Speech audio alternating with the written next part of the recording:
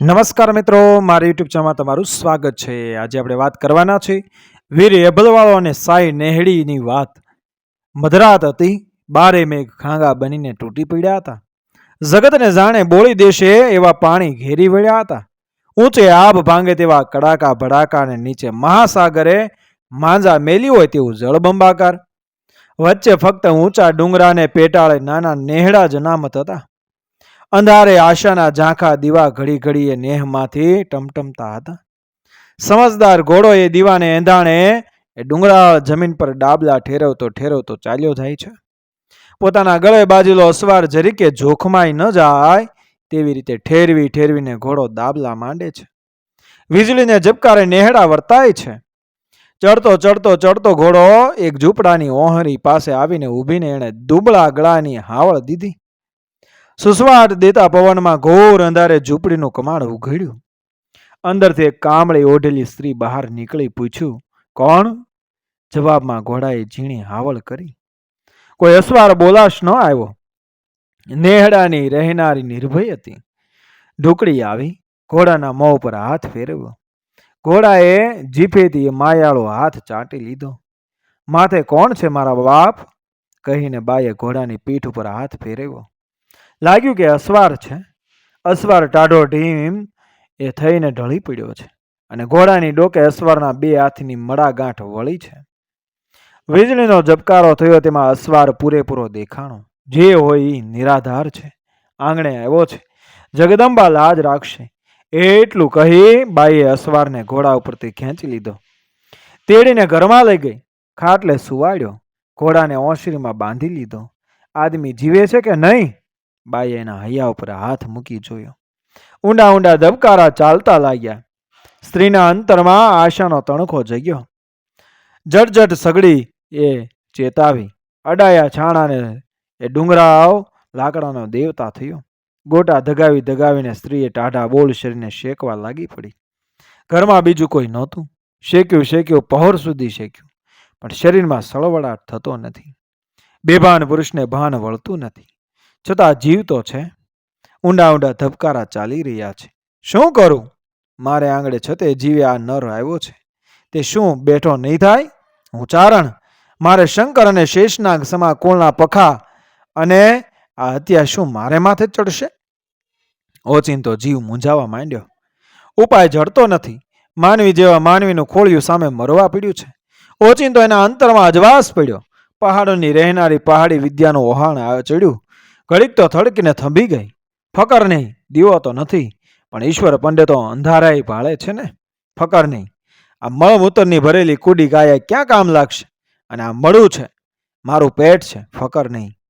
જુવાન ચારણીએ પોતાનું શરીરે ઠરેલા ખોળિયાની પડખે લાંબુ કર્યું.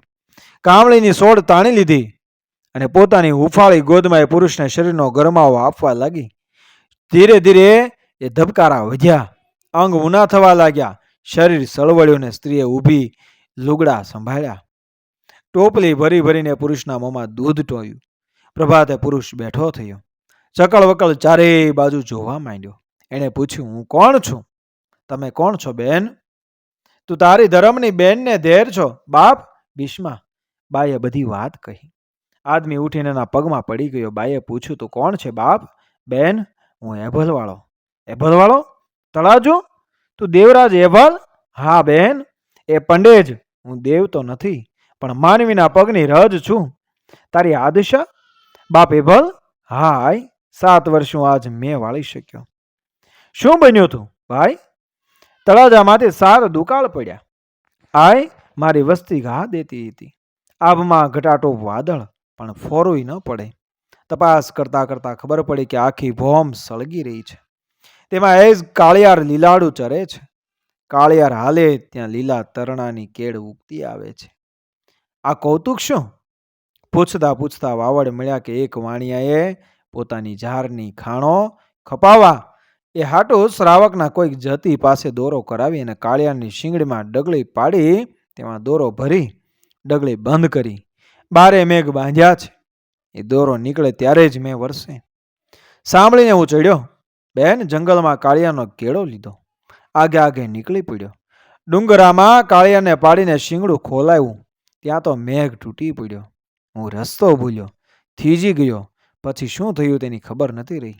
વારે મારા વીર, વારણા તારા, વજના બાપના, અમર કાયા તબજો વીર એભલની. તારું નામ બેન સાઈ નેહડી. મારો ચારણકાળ વરતવા માળવે ઉતર્યો છે. બાપ 7 વર્ષ વિજોગના વિદ્યા. હવે તો ભેહું હાકીને વયો આવતો હશે. લાખેણો ચારણ છે. હો, તારી વાત સાંભળીને એને ભારી હરખ થશે. મારા વીરા, બેન આજ તો શું આપું? કાંઈ જ નથી, પણ વીર પહેલી લેવા કોકરી તળાજે આવજે. ખમા તું ને વીર, આવીશ. આરામ થઈ એભલવાળો ત્યાંથી ઘોડે ચડીને ચાલી નીકળ્યો. અને 7 વર્ષે વરસાદ થયો છે. ડુંગરા લીલુડા બની ગયા છે. નદી નેરા જાય છે. ખળભળે ખળ્યા. એવે ટાણે ચારણો ઢોર લઈને પરદેશથી પાછા વળ્યા.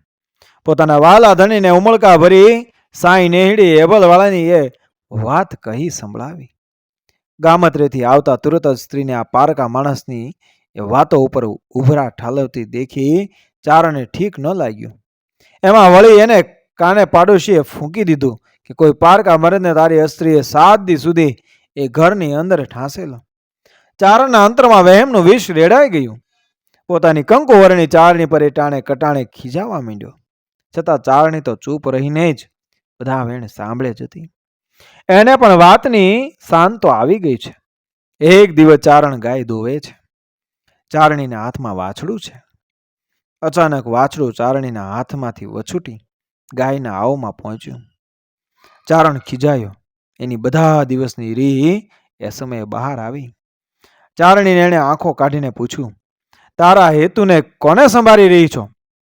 હાથમાં શેલાયું નોંજણું હતું. તે લઈને એને સાયના શરીર પર કારમો પ્રહાર કર્યો. ચારણીના વાહમાં ફટાકો બોલ્યો. એનું મોં લાલચોળ બન્યું. થોડી વારે અબોલ રહી, પણ પછી એનાથી રહેવાયું નહીં.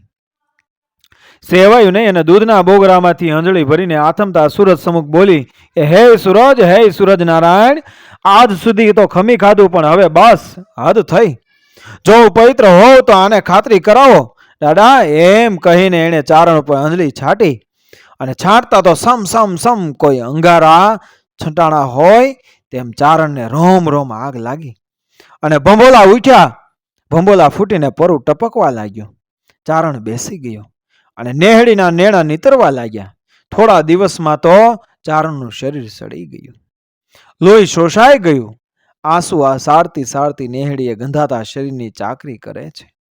આખરે એક દિવસ એક કંડિયામાં એ રૂનો પોલ કરી અંદર પોતાના સ્વામીના શરીરને સંતાડી કંડિયો માથા પર ઉપાડી સતી નેહડી એકલી ચાલતી ચાલતી તળાજે પહોંચી.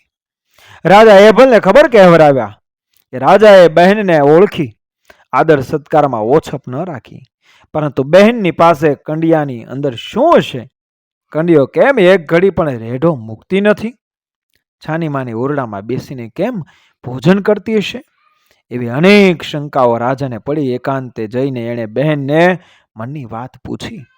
બહેનને કંડિયો ખોલીને ખંધાતા અને ગેગી ગયેલા ચારનું શરીર બતાવ્યું. એભલના મોંમાંથી નિશ્વાસ નીકળી ગયો. બહેન, બાપ, આ દશા? હા બાપ, મારા કરમ. હવે કાંઈ ઉપાય? તેટલા માટે જ તારી પાસે આવી છું. ફરમાવો, બની શકશે? કરો પારખું. ઉપાય એક જ છે ભાઈ. 32 લખણા પુરુષના લોહીથી આ શરીરને નવરાવું તો જ મારો ચારણ બેઠો થશે. વાહ વાહ, કોણ છે 32 લખણો? હાજર કરું. એક તો તું ને બીજો તારો દીકરો અણો. વાહ વાહ બેન, ભાગ મારા કે મારું રુધિર આપીને હું તારો એ ચૂડો અખંડ રાખીશ. ત્યાં તો કુંવર અણાને ખબર પડી. એણે આવીને કહ્યું, બાપુ, એ પુણ્ય તો મને જ લેવા દો. બાપે પોતાને સગે હાથે જ એ તરવાર ચલાવી અને પેટના એકના એક પુત્રનું માથું વધેર્યું. અને ચારણીનો સ્વામી એ લોહીમાં સ્નાન કરીને તાજો થયો. એ ભલે પ્રાણ સાથે પ્રાણ આપીને કરજ ચૂકવ્યા. આજ પણ સાઈ નેહડીનો ટીંબો તળાજાથી થોડે આગે ચારણોના બાબરિયાત ગામ પાસે ખડો છે. અને પિતા પુત્ર એભલ અણો નીચેના દુહામાં અમર બન્યા છે. સરઠા, કરો વિચાર. 2 વાળામાં કયો વડો?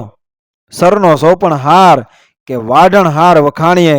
હે સોરના માનવી, વિચાર તો કરો. આ એભલ વાળો ને અણો વાળો બેમાંથી કોણ ચડે? કોના વખાણ કરીએ? પોતાનું શિર સોંપનાર બેટાના કે સગા દીકરાનું માથું સ્વહસ્તે વાઢી આપનાર બાપના?